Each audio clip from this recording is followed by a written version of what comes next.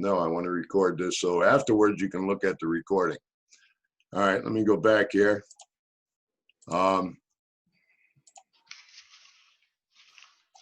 Okay, now the other one I want to show you is our formal RAGE website. I made these bigger.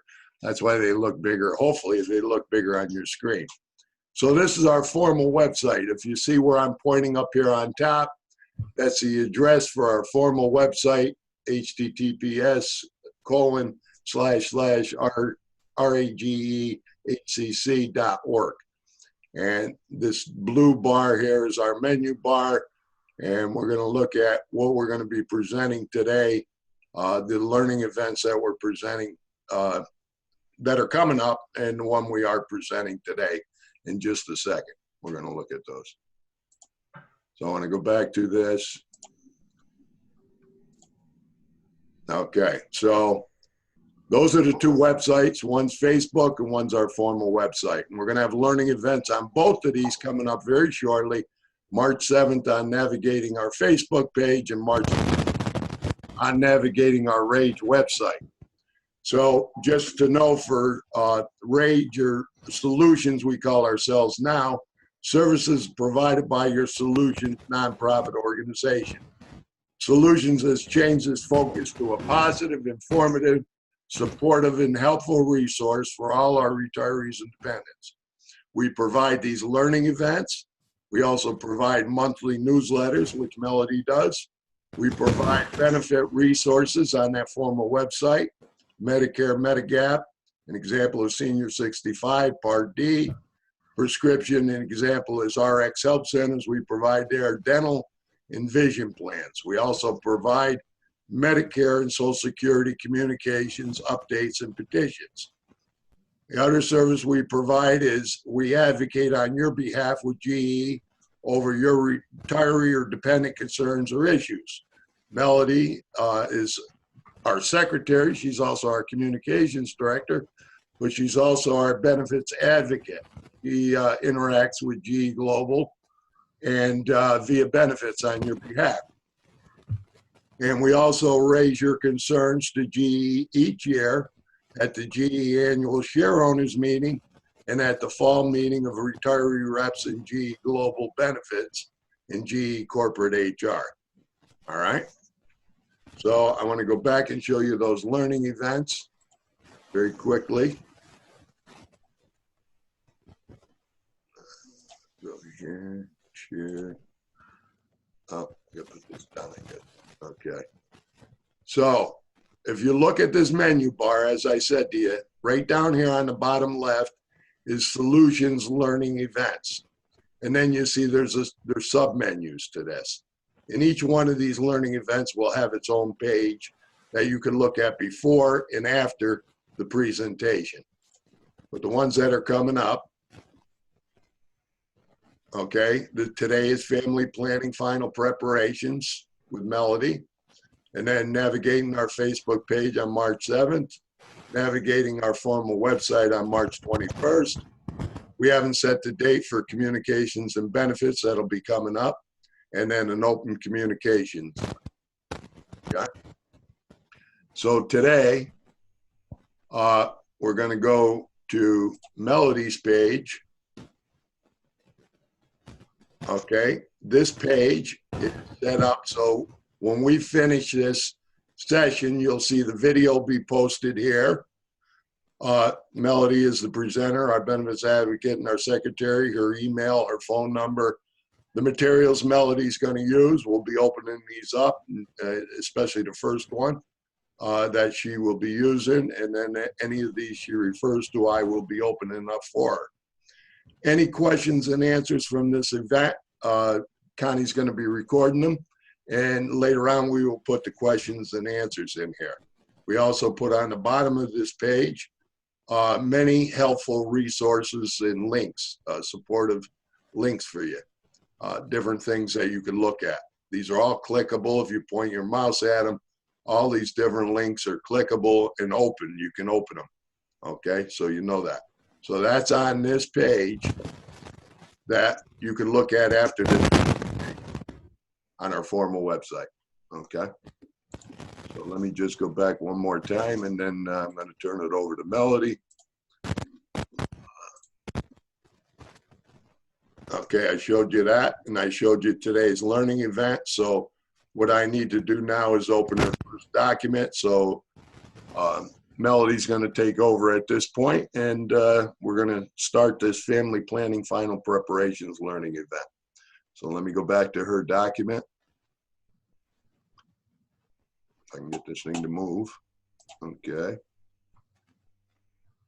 I got to go here. Okay. And okay, Melody, it's all yours. Okay. In case any of you don't know me, we've been with Rage going on 3 years now. Started out in a difficult time, and we've kind of come full circle. We usually participate in the fall benefits meeting with GE Global, as well as attend the shareholders meeting. This year we'll be in Tarrytown, New York on May the 8th. And a lot of items that come up in some of these sessions we will be presenting and talking about also. One of the ones that hit home for me specifically was the incapacitation and or looking toward our time when a member of our family does pass. One of my former coworkers and friends of the family for years was driving a little four-wheeler. He'd left his daughter's antique shop, headed home about 2 miles down the road, accidentally turned in front of a car and never regained consciousness. His daughter called me, says, "Mal, what do I do?" You know, he was in the hospital at that point. And I said, "I'll come up as soon as I take care of my granddaughter every day. As soon as I get through, I'll be at the hospital." Well, later on that night, he did pass. He never regained consciousness. And she says, "I don't even know where to start." Cell phones were in his name. She couldn't make any changes on the cell phone. There was no paperwork given any POAs to anyone. And that's when I saw that there was a real need. We just had another example of a gentleman that passed at family but wasn't close to any of the family and had no anything written down, don't know anything about who you talk to at GE.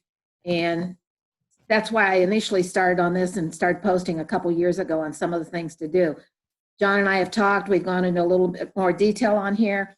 One of the first things that I did was I created a three-ring binder for my son, and I keep it on hand. It's written and he knows exactly where it's at. Everything that I make a copy of is in this book. So if I should die before I wake, or even if I'm incapacitated, he can go to this book. $3 Walmart. You can invest in a 3-ring binder that'll help with your family. If you're incapacitated, go into the hospital. If you know ahead of time, you can even do a temporary POA that will help your family, that they know who you have serviced your furnace, who your utility bills are through. Are they on auto pay? You pay them manually, what the account numbers are, what the phone numbers are. As you look at all the lists that we have here, that go on down just a little bit, John. All right. It's got all the official documents, any insurance policies. You know, you'll look in there if you have a POA. Now, a POA is a power of attorney that once you pass, that's no longer in effect. It's done if you pass away. So then you must have a will and or a trust. The biggest difference between a will and the trust is a will is public. Anyone can go in and look to see what a will is. A trust is not. That's totally private. So that you can, you know, make the changes or whatever you need to. And there's no probate on a trust. There is a probate on a will, which says that it could go up to 6 months or longer to go into probate, which if you have a property or anything to take care of, you know, there may be maintenance that needs to be done on that property, and it does delay that happening at that point in time.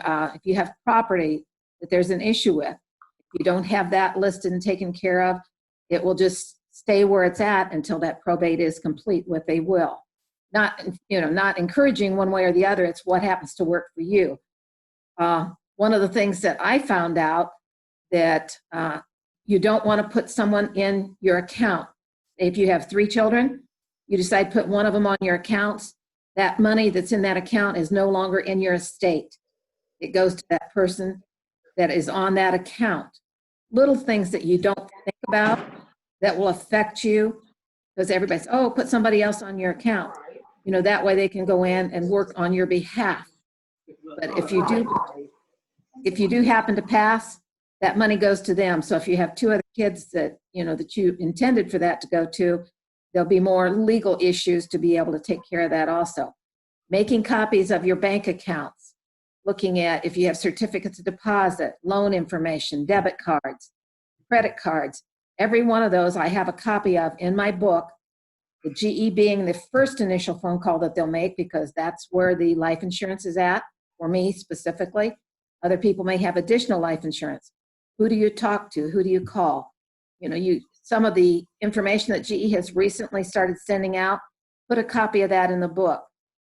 If you have beneficiaries listed on your life insurance and or any other policy that you might have had with GE, beneficiary takes precedent over a will. People that have gone through divorce and remarried maybe have not updated their beneficiaries. You also need to update their addresses. With GE specifically, some of the issues that they have, and we talked about this at the fall benefits meeting, is if the addresses aren't complete and aren't up to date, they send a notification package out to that person. And if they're not there anymore, that may be part of the delay on satisfying your life insurance. So you can do it live on the 1hrge.com, and you can update your beneficiaries as well as their addresses. And, you know, I know sometimes our kids or grandkids, whoever you happen to have on there, move quite often. So you want to make sure that you keep that information up to date. Now, they will do a search, try and find them. If for some reason they are unable to locate them, it goes into the state unclaimed, is where it goes, indiana.gov.unclaimed, that periodically you'll see the local newspapers will post your unclaimed for specific people. And it goes in there. Now, at right state today, or it's like Friday. Oh, Friday. Let me. I'm gonna mute everybody, Melody, for a second, and then I'm gonna unmute you. Okay. Okay. All right. Now let me unmute you. Okay. Now just you're the only one, Melody. Go ahead. And let me know when Okay. you want me to scroll, okay? All right, thank you. You want to make sure that you keep all that information up to date, because I've had people say, you know, hey, it's been a month or more, you know, that getting my settlement with GE on a death in the family. It's just as important that you keep that information up to date yourself. You can go live on the benefits page, update that information. You can put it in percentages, however you decide to do it, but your beneficiary will take precedent over your will. So you want to make sure that you do that. And I know a lot of people aren't aware of that. You can send a POA to General Electric Benefits to be on file, so that if anyone is incapacitated, they have that document. And I'll repost the newsletter that I had put out on that. I made myself a note here earlier, knowing that that's probably one thing that people will want to know. And it was posted, but you can do that and send it to GE Global, and it'll be on hand, so that if something would happen, say both of you are in a car accident, heaven forbid, and all of a sudden, you know, your kids have to take care of your everything that you do. That's one of the easiest ways, is to put that book in a place where they know where it's at, or give it to them, so that they know exactly who they have to contact, what they have to do, if they're able to write checks for your utility bills. You know, I have everything in there, so they should not, every time I think about it, though, I come up with something else as I go through these books like John was talking about, and I have another one, 5 at 55, because that's the ideal age that you start putting this together for your kids. We like to think that we're immortal, but there's a lot of emotional issues for seniors when it comes time to do your will and or your trust. If you look at the percentage of the people that actually go and talk to an attorney but follow through, it jumps back. It's no longer at 100%. You're closer to like 60% of the people that actually follow through, because it becomes very emotional. And it is. I went and had mine done. Luckily, I have a small town attorney for just myself, and I only have the one child. It was $120 is what it cost me. And this was 2 years ago to have my will put in place. And so that is done. Now, if the longer you wait, the higher your costs are going to be, and the less capabilities we have to be able to reason what we want to do. You know, we need to talk to our kids about, you know, funeral arrangements, obituaries. I have my own obituary written and in my book. Who do you want to have contacted? John and I talked about this just recently. You know, even things like our nonprofit group. You know, I have elected 2 different people to be notified because we depend on each other a lot for our publications, contacts, and everything. You know, members in your family, maybe you don't see them every day, but you'd like to have them called. I personally am not going to have a showing. That's a personal preference. Everybody is different. When you go and you talk with the attorney, you're better off to have someone else with you. Now, who you take with you is what you need to very carefully decide. If you have 3 or 4 kids, you know, sometimes that will help you make decisions, but in other times it'll make it difficult to make decisions when maybe you've got one that's not quite as, doesn't participate with the family. In the books that we have looked at, one of the suggestions that they've made that, you know, if you have someone that chooses not to participate with the family, you give them equal amounts, you give them a token. You know, it's all a personal decision. We can't put that in black and white for anybody. You have advanced directives for healthcare, financial. You know, maybe you have one that you feel would be a little bit more equipped to be able to make those decisions. But if you talk to your kids, that's half the battle. They won't feel like they have to make those decisions because you've already made them. I'm trying to think what other examples they gave that when you go to the attorney. Having somebody that's impartial, a lot of times to take notes for you. If when you go in, you put down on a piece of paper or type it up, however you choose to do it, all of your assets, everything that you can think of, and have that prepared before you go in, that's going to help make your will, make your trust, because the first thing they're going to tell you is, well, we got to figure out what all that you own, what all you have in 401ks, what you may have in trust yourself already, but things can change. If one of the people you had in the trust happens to pass, you need to do an addendum and make a change on that. But put down in black and white what you're feeling and what your questions are before you go in. Save yourself as much money up front by knowing what he's going to ask you. One of the very first things is, okay, we've got to look at your assets. What do you have? I mean, do you have a rental property? Do you have property in another state? Sometimes, as John and I have talked about, doing the online will, laws change from state to state. Yeah. If you have, you know, you've made up a will online, some of those things still apply. Sometimes terminology is different from state to state. So if you do an online, make sure you, if you move, that you go back and you relook at what you have on there. Pre-arrangements, you can pay for your funeral arrangements ahead of time.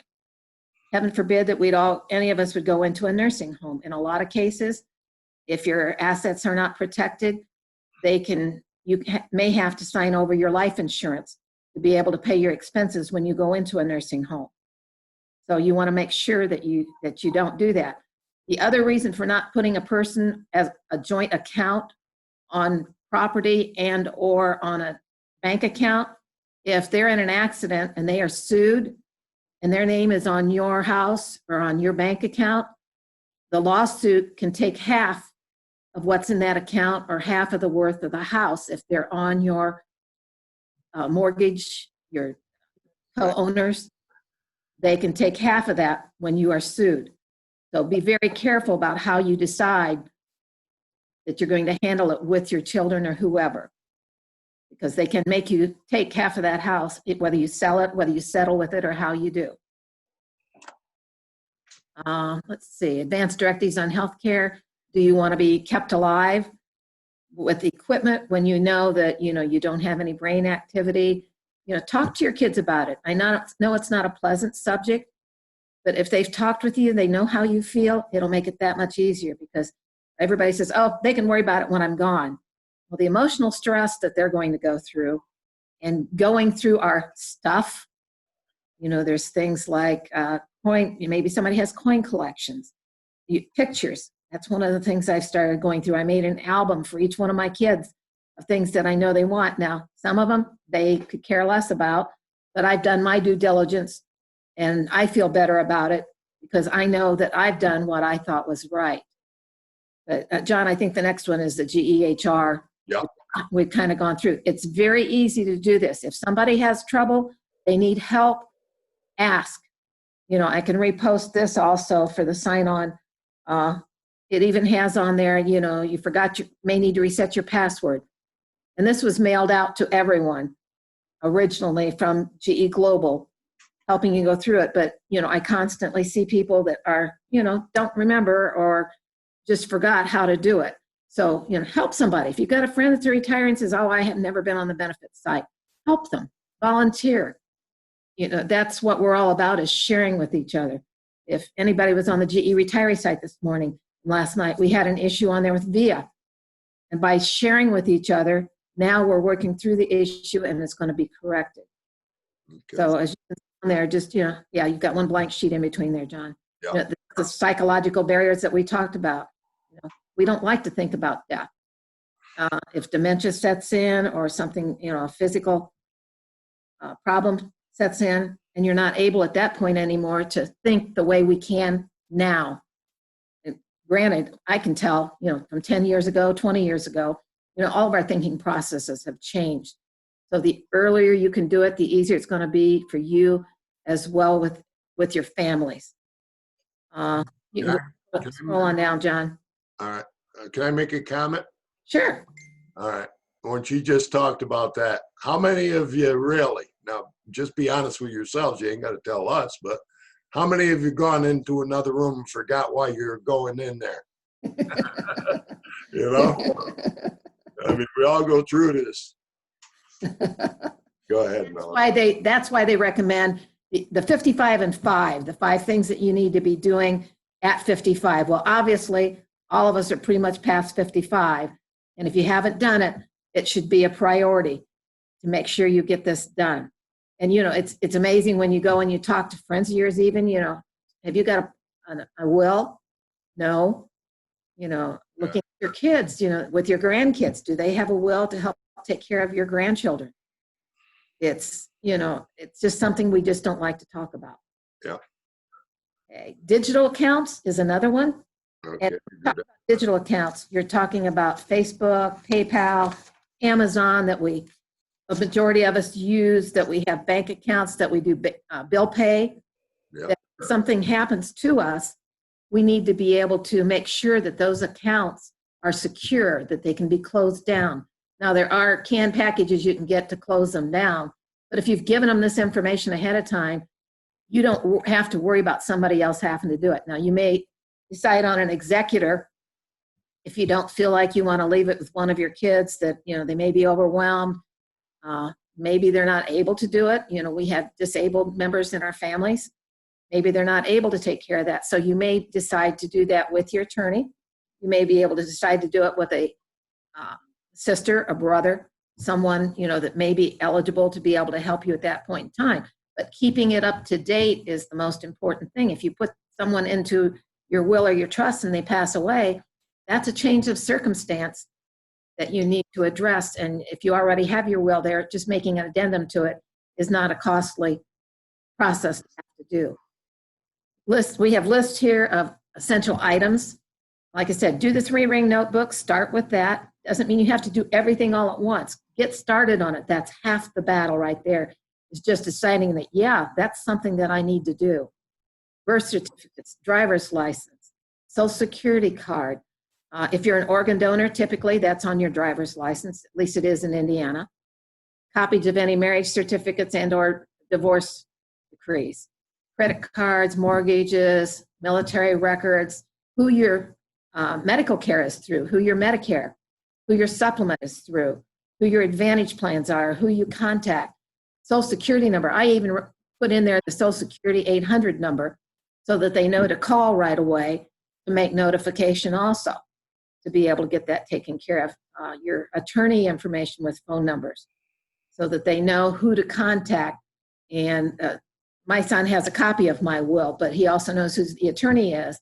So that if for some reason when they move or whatever it gets misplaced, then they know who they need to contact to be able to take care of getting everything done. Copies of death certificates, which will be required for proof of death, like with GE with your life insurance and or pension. If there's a percentage that, if you're 50% for survivorship, maybe your spouse is in the nursing home at this point in time. You just need to know, where that information can be found instead of just leaving everybody in a frenzy, which then in turn deters the time that it takes to be able to get it settled. I think personal loans, if you don't have this information with POAs, if you're incapacitated, who's going to pay those loans? Are they paid automatically when your pension, your Social Security? Does it come out of your bank account? Do you have to pay it manually? Information for tax returns. If you have any wishes as far as going to nonprofit organizations, you can put that in your will also so that that can be done. If there's a safety deposit box. Now your money for your safety deposit box, what you pay a year is tax deductible. So you can take that off. But if a lot of your documents are there, besides in this book for them, they know that where to go to the bank. You can give your bank also, they will put on file a copy of your POA so that they know, or your will, to be able to know who will be contacted. Hopefully your beneficiaries won't be making those contacts, but it's there. If you decide you want a church service, a memorial, it's individual as to how you want to do this. Do you want to have a party to get together and celebrate that person's life? I mean, I see all different ranges of what people would like to have done. Health insurance, life insurance, auto insurance, titles, if you carry any titles, where are they? If you've got them together, you want to give them to anybody or say, here's a copy of them, so at least they have those copies. They have that. Put a copy of your last tax return, who your tax person is. If you use the same person every year, then that's what you give them. If not, you put a copy in there for your last year at least so that they have that information so they can readily go to it. You can go to the library and make copies. You can go to senior centers and make copies. Usually the library, ours does here currently, you can go and make copies. Doesn't mean you have to do it all at once, but double-side them. Don't use, double paper. If you have a friend that has a copier, not everybody has a copier in their home. Or ask a friend, if you can buy them a ream of paper or, get them an ink cartridge. Is there any way I could come over and we could go through this? Maybe we can do it together. Make it a group project so that you can both do it together and make things easier for both of you. Well, let's see, cell phones, POA again. If one passes away and then it's in the other one's name, you can't make any changes until you petition to have that changed. That's the family that was friends of mine that I helped that was killed on the SUV. It was in one name, and therefore, the others could not make any changes until they petitioned to be able to get that ability. Things you don't even think about. Yeah.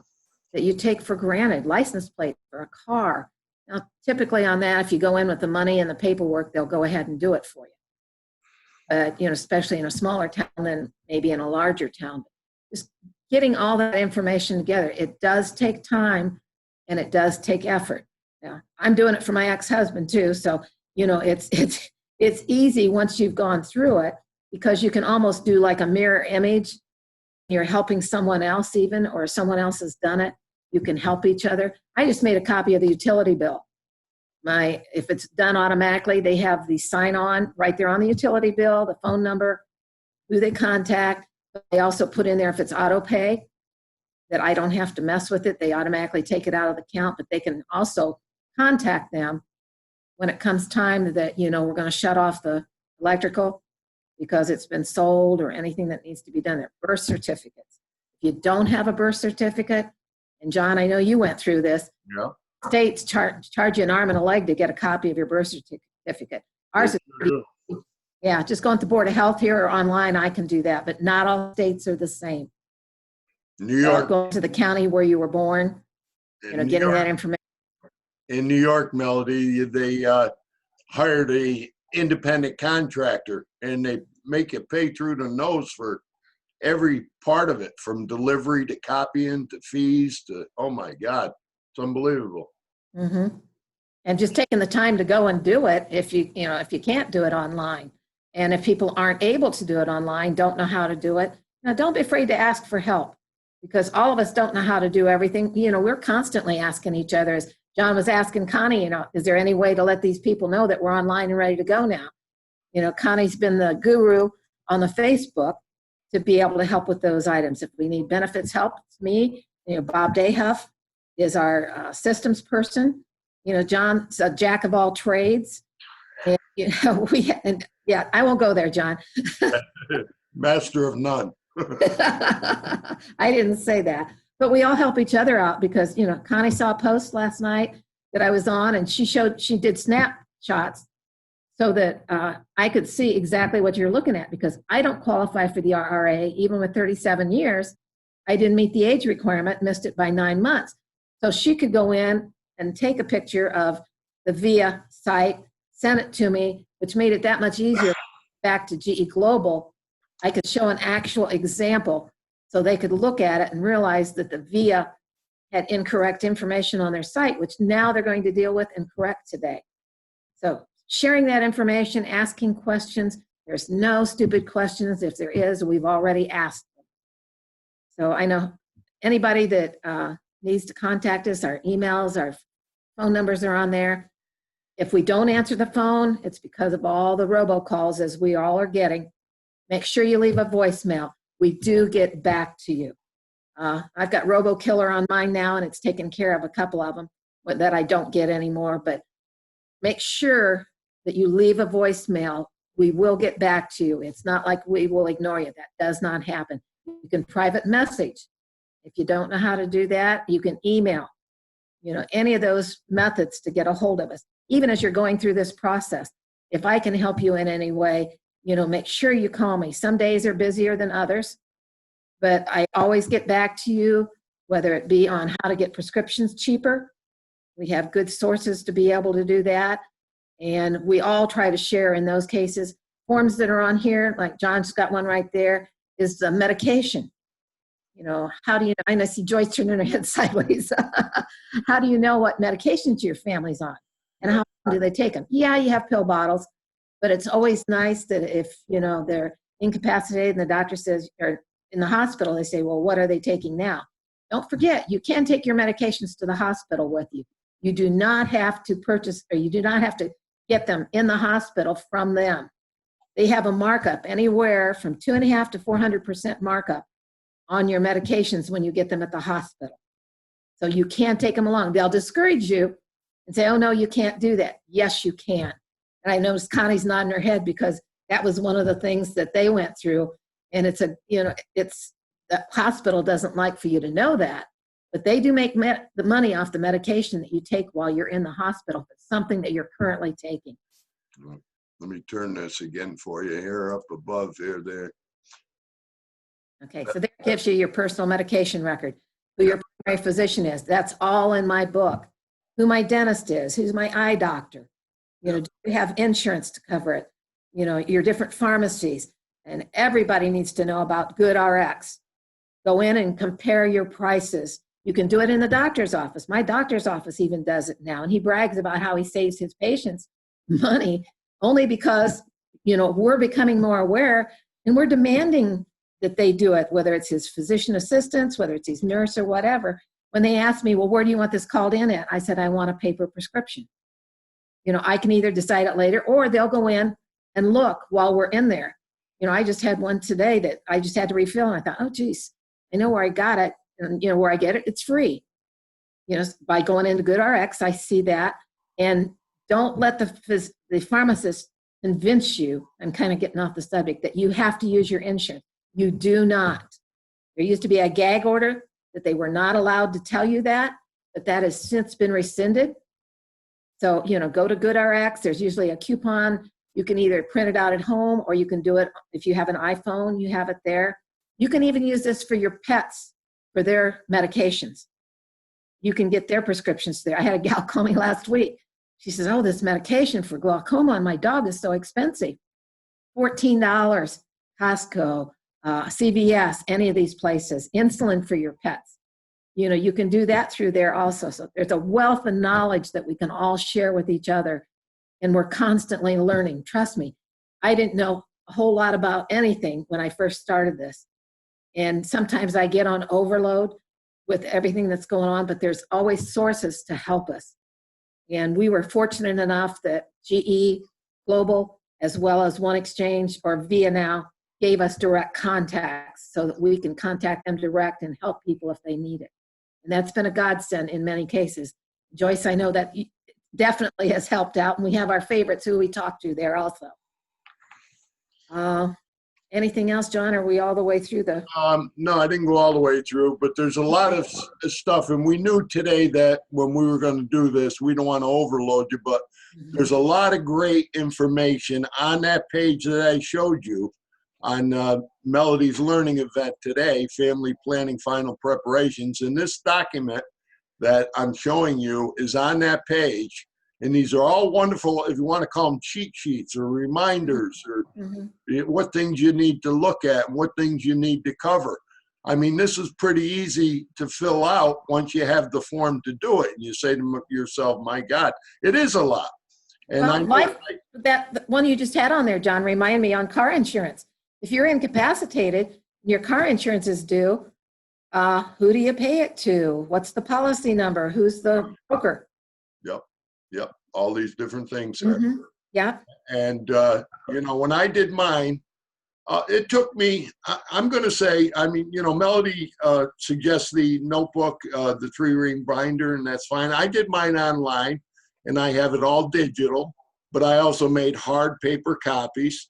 My sister is my executor, and she has all this information, all these different type of forms here, and contacts and information, and my will, my healthcare proxy, my power of attorney. She has all that information, plus my financial guy has it. He would help her if anything happened to me. And it does take time. Yes, you got it, but don't overwhelm yourself. Do a little at a time and fill these things out. And like Melody said, put them in a notebook. Who's going to be the person you're going to share this with? Who's going to be the executor of your will or estate? You know, who's going to be that person? And you'll have all this. Don't put it off. I'm telling you, I did. Most of us do, but don't put it off.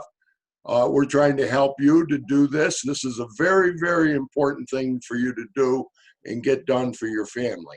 It's very important. So it's not a need to do, it's a have to do when it comes down to it. Yeah. The mentality is, oh, they can worry about it when I'm gone. Well, emotionally, it's a hard enough time for them, just dealing with, you know, their loss. But then when you start, I know when my sister and I went through mom's stuff, and I mean, she had nothing done.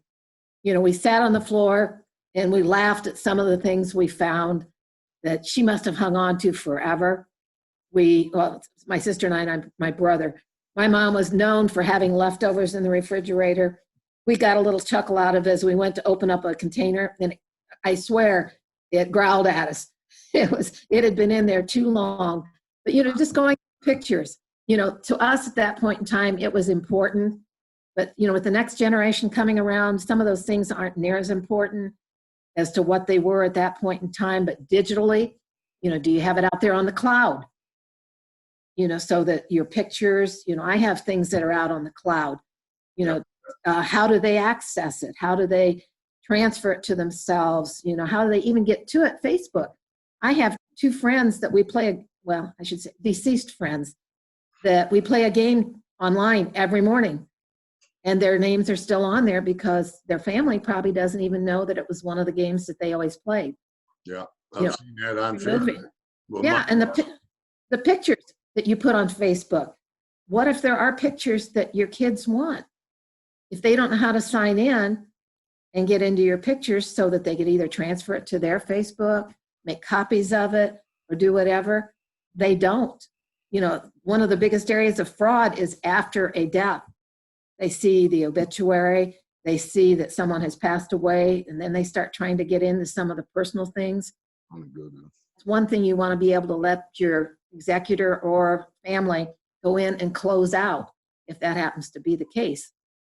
Indiana State this year on taxes, they sent you a letter saying that, oh, we're trying to deal with fraud on taxes. Will you go in and verify that this is you and how much, what was the amount on your tax refund? And you could do it online or you can call. So I did it 3 days later. I had it, but it's one of the things that they're implementing to try and eliminate some of the fraud, because fraud is rampant, whether it be on collecting Social Security after someone passes away, whether it's a family member or whether it's somebody that goes in on the fraud. So the more of this, and I know your kids, when you first say this, I don't even want to think about this. This isn't going to happen. You're not that old. Well, I hear you. But, we know we all have friends or acquaintances that were here one day and gone the next. So don't put it off. There's more than one online will, like John was talking about. Willing is another one. But if you move or circumstances change, like who you had on there passes before you do, you've got to go in and make sure that you keep that up to date, or your family, so that they know how to help you do that. Okay. Now, what I'm showing you right now is, again, there's a lot of information that was presented, but how do I review this? Well, you're going to have a video to look at that we recorded this session, and we're going to open it up in a little bit here for questions and answers. But the video will be presented or posted on here, so you can look at it and review this and all the documents, like Melody's document that we just covered. There's other documents on here about how to find and replace your important documents. The AARP final preparations checklist. I'm not going to open all these. The essential document, which was in Melody's presentation. The question and answers will be here. And there's other resources down here. Did you show the book, Melody? No. Well, there's more than one. That's the 5 at 55. And this was given to me by one of our other retirees that lives in a different state, that he actually got for his members. He has a very small group, and he came across it, and it actually helped me as much or more in specific, which John had, which he and I had gotten the book, checklist for my family. But a lot of this you can go online also and pull a lot of these forms off if you know how to do that. If there are items that you want, or when we get to the questions and answers, if you have other information that you'd like to see posted, ask for it. Yeah, we'll put it on here. Yeah, absolutely. I'll be more than happy to share. On the bottom, the one I use, as I said, and you don't have to, but if you're comfortable online, actually you download the software, and I did all my legal documents, the will, the healthcare proxy, durable power of attorney. It has everything in there, all the contacts and information. Just fill it out and print it out if you have that capability. These last two down here, Melody, you want to say something about them? The medical ID and the ICE medical standard for Android or iPhones? Right. Typically on your phone, at the bottom it says in case of emergency, or ICE, ICE. You can go in and put that person's name in underneath there, whether mine is my son, of course, with his phone number, and my daughter-in-law, and it has that information with their phone number, because anybody can access that without a password or without signing in. Right. They're able to do that. Medical ID. If you have a medical condition, like I'm diabetic, and Connie, you were the one that I think originally talked about that, and I use it too. You can go in and put your medical information. If you have to go to a hospital and you've had an accident and you have a purse with your phone in it, or you have a phone on your belt, a lot of times those are items that they can look at to be able to get information about you. Maybe your ID wasn't on you, but your phone was. They can pull up all that information. So there's more than one way to be able to get around that, because you could be traveling, in a different state, and, they don't have any of that information. It gives them the ability to treat you without going through all the other tests that they may have to do. As most of you know, as being a diabetic, there's a lot of different conditions that can come out of that, or depending on, whether you've got good numbers, bad numbers. and, where you're at. So make sure that if you have that on your phone, sometimes it's just a matter of looking at it, or you can put a contact, put emergency in the contact, and then fill in the information on that page that you can do that. So at least they know who to talk to. I put also, besides my son's name, I put a contact in there that says son, S-O-N. So if they're looking for, a relative, they'll see that if they're going through your phone. Maybe they'll be looking up in the sky looking for an S-U-N. Only you would misspell and do that, John. I'm going to unmute everybody, so anybody wants to ask a question, please go ahead and ask Melody anything you want to. I know it's a lot of stuff, so you're certainly going to be able to review everything, but any questions? Don't be bashful. Great stuff, Melody. Thank you, Joyce. Yeah, I found out I had my camera covered. I can see the top half of your head. Yeah, I had my camera covered. Question, all of this is printable, right? Yes.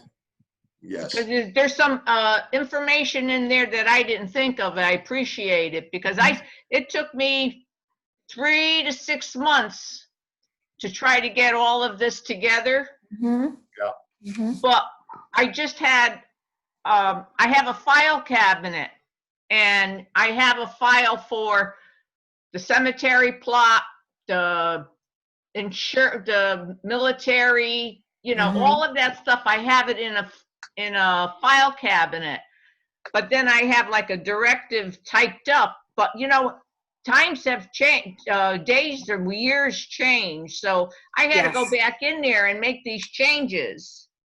Exactly. I have a list of passwords that need to be updated. I keep it by myself because I forget my passwords, As we all do. Yeah, so, but I just wanted to make sure that I'm able to print your information because there is some stuff in there. It's very good. All right. Thank you, Joyce. You're welcome. Absolutely. You can open any of these documents, as I said, just by pointing to them. And when you open them, you can print everything, whether it's a PDF or a document. You can print anything that's on this page. Great. And if for some reason you can't get it or you need something else, Right. Email, phone message, anything that you need, get a hold of me. Yep. Okay, got it. Anybody else? I've got 5 pages of passwords. Yeah. 5. Mine are in my phone, Connie. I put mine on my No. phone. I have them here because this goes to me everywhere, even when I go on trips. I'm like, yeah. Connie, I have a password manager. I have so many passwords. I have a Yep. password manager on my computer. Yeah, There's no way I could keep track. nope, that's me too. I And think then that's, some of them you have to change every 6 months, like at a bank. So, it's like a sanity check if you can remember what it is, Yeah. right. Exactly. or frustration if you don't, and you have to start over. I got a quick one. The doctor I go to provides me with a form for a lot of the medical information. And at the bottom of the form, it says it's only good within the state. And if you go out of state, they recommend that you get the form notarized. So if you're like in an accident out of state, they find the form, they are authorized then to contact your doctor or your hospital for further information. And I have a question, John, Yep. where you used that Quicken Will Maker. Yep. Did you go to your county courthouse and put it on file? I didn't put it on file with the county courthouse. You mean the will? Or what do you Yeah. mean? Yeah, the Yeah. will? No. I was told in New York State that that's not a legal requirement. As long as you have it notarized and, I gave it to my sister and I gave it to the financial guy. If anything happens, that is a legal document. Yeah, I know it's legal, and the only time you have a problem is if somebody disputes something and it's not notarized or on file somewhere. Yeah. I thought about that, and it was something that I was actually going to follow up on, though, John. So you're right. I mean, you did get it notarized, correct? Yes. Well, that's usually sufficient, Yeah. but I've heard from friends of mine where they actually took it to the county courthouse and got it on file. Right. All right. Now, But Good idea. I mean, everything that was presented here is correct, but there's so many things that vary from state to state. They do. You're absolutely right. Mhm. None of this is a national procedure that's good from state to state, which is wrong. That there should be something in place. Yeah, that's why John and I talked about that if he travels or moves, it needs to be reviewed again, because even terminology is different from state to state. Or, you may have an advanced directive where, it's actually, and in these books, that's where I found some of that information, that it's called something else. So it may be misinterpreted when and if the time comes. and with Quick and Willmaker, John, it like when you put your state in, it goes to the laws of that state. So if you're in a different state, like Melody said, if I move to a different state, I'd have to go back into Quick and Willmaker, put in that state, and see what the changes are that I have to make to whatever, will, power of attorney, healthcare proxy, whatever. Well, then you'd have to get it re-notarized also. Oh yeah, I'd have to redo it. Right. Well, what if you have properties in 2 states, John? And but I have many friends that for some reason they don't like snow, so they live in Florida. And actually, some of them, what they do is they claim Florida is their primary state. So really that dictates what happens with their will. Yeah. And And they're really taxes too. foolish because I think Florida taxes your pension and your Social Security. I live in Pennsylvania and I don't pay any state tax, to the state of Pennsylvania on any pension or income from IRA or I think those two, and Social Security. Yeah. Yeah. Oh, there's so many different states that have different rules New York is terrible. on pensions and Social Security. It varies a lot. New York, I think it's over 25,000. With my 2 pensions and Social Security, I go well over that, and they tax me every year. I'm lucky that I itemize with the house and stuff like that, so I end up getting a little bit back. But otherwise, I'd get killed in this state. This is a horrible state for retirement. Well, that's why a lot of people are moving from those states, like California, also mass exodus there. Right.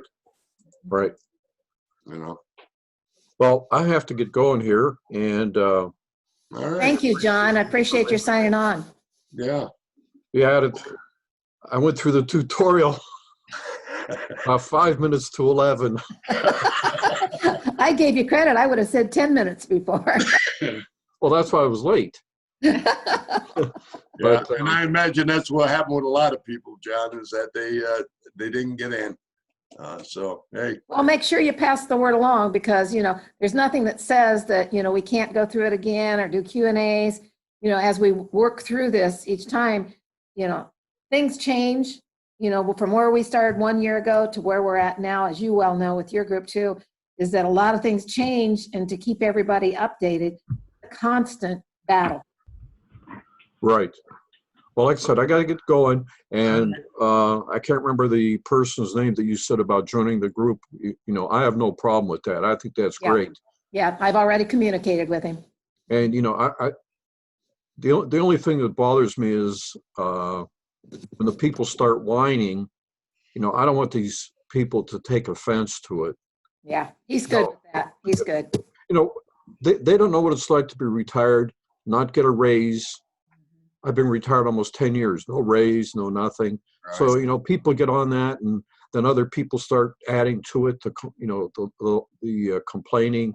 Yes. So they better be used to those type of posts. It's not against them. It's, it's the system that we're we retired under. Yeah, exactly. So Appreciate that. just up on the screen, John, just so you see this, I know you run that other Facebook page. We have the Navigating Our Facebook group coming up on March 7th and Navigating Our Formal Rage website or Solutions website, March 21st. And then we have a couple more we haven't set dates for. But those are learning events coming up. And I'm sure we're going to probably do some kind of follow-up with Melody's presentation in the future because there's a lot of stuff there. So, Yeah, there is. Yeah, And a lot of challenges to everybody that's on here. yeah. All right. Like I said, I have to get going now, so, all right, John, thank you. Have a good day. yep, bye-bye. Bye. Bye. Bye-bye. Anybody else got a question? Yeah, Bob. I'm just saying bye. Oh. Oh. Okay. But Anybody you know, else? on Zoom, it says to raise your hand, and that's what he was doing, wasn't it, John? Yeah, he's raising his hand. Oh, sorry. If anybody didn't know, that was John Tyler, that is the GE Retirees Group. Yeah, Just on and signed off, just in case you didn't know who that was. I recognize his face from the Facebook. Okay, then. Information, Melody. Yeah, Nice job. Thank you, Joyce. We'll do more. But you know, a lot of it comes from talking to the retirees, though, you know, and seeing a need for a lot of this. Oh, yeah. We just don't think all this up on our own. You know, it's because we communicate with each other and work together that makes this a success. Yes. I'll just give you one example. If you don't do this kind of stuff, there was the woman I was married to that her father, his father had a business, a milk business years ago. And then he gave it to the son, which was my ex-wife's father, gave it to him. And, you know, he never did a formal will, and neither did my father-in-law, my ex-father-in-law, never did a formal will. Well, when he died, the kids, not just the kids, but the cousins of brothers and sisters, their kids all got into the mix of this thing, and everybody had to get paid off and get a piece of it. If you don't set this down on paper, that's what can happen in the state. It could be a battle, and it could go on for a long time. Well, if you don't have a will, it's going to go by state law, Yeah, by beneficiaries. Now, if you got an ex-wife or an ex-husband in there that you had a terrible relationship and they end up with your money. yeah. Or cousins, as I said, cousins of brothers and sisters that under like New York state law, they can, you know, try to get part of the estate, and they had to pay him off. They had to give him good amounts of money to pay him off. So, you know, if you want to avoid that stuff for your family after you're gone, this is what you really need to do. You know, I know it's a lot to do, but it is something we need to do. And you think your kids, you know, oh, they'll get along. They'll figure it out. They'll be fine. Yeah, right. Unfortunately, sometimes the bad part of them comes out. Yeah. And Exactly. you don't want that. You don't I want saw that. it right next door to me, you know, with the old couple over there. It was about 5 years ago they died, and the kids were like vultures, and they were fighting with each other and stealing from the property. One would come at night, the other one come during the day. And it was unbelievable. I couldn't believe what I was seeing, you know. It was sad.